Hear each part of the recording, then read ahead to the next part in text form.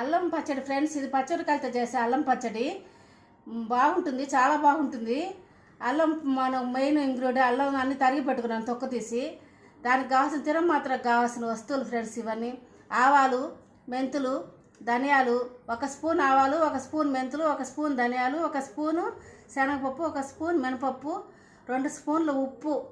చింతపండు మాత్రం ఇది ఘాటు ఉంటుంది, అందుకని ఎక్కువ కావాలి ఫ్రెండ్స్. 1 గజం సైజుకి చింతపండు నానబెట్టేశాను నేను ముందే.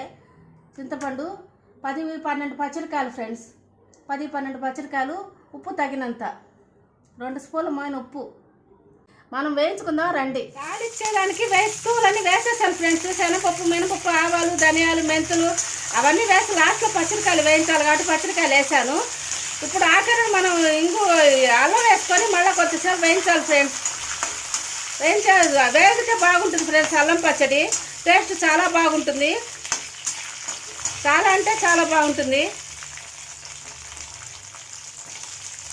తిరం మాత్రం వేయించడం, పచ్చడికాయలు వేయించడం అన్నీ వేయించడాలు అయిపోయినాయి. కొంచెం చల్లారాక మళ్ళీ మిక్సీ కొట్టుకోవడమే ఫ్రెండ్స్, అంతే. వేయించుకున్నవన్నీ పచ్చడికి వేయించుకున్నాం మొత్తం. అల్లము, పచ్చడికాయలు, తిరం మాత్రం అన్నీ వేసేస్తున్నాను ఫ్రెండ్స్. ముందు ఇవన్నీ కొట్టుకుంటాము, తర్వాత చింతపండు వేసి కొట్టుకొని లాస్ట్లో బెల్లం వేసుకోవాలి ఫ్రెండ్స్. బెల్లం కంపల్సరీ, బెల్లం చాలా బాగుంటుంది. బెల్లం వేస్తే పచ్చడి చాలా అంటే చాలా బాగుంటుంది ఫ్రెండ్స్. చింతపండు, బెల్లం కూడా వేసేసాను ఫ్రెండ్స్. ఇప్పుడు మిక్సీ కొట్టుకుంటే పచ్చడి రెడీ అయిపోతుంది ఫ్రెండ్స్, అంతే ఫ్రెండ్స్. చాలా బాగా వస్తుంది. అల్లం పచ్చడి సూపర్గా రెడీ అయిపోయింది ఫ్రెండ్స్. చాలా అంటే చాలా బాగా వచ్చింది. టేస్ట్, వాసన కూడా చాలా బాగుంది. ఇది తింటే చాలా అదిరిపోతుంది ఫ్రెండ్స్. దోశలకి, ఇడ్లీలకు, అన్నంలోకి దేంట్లోకైనా బాగుంటుంది ఫ్రెండ్స్.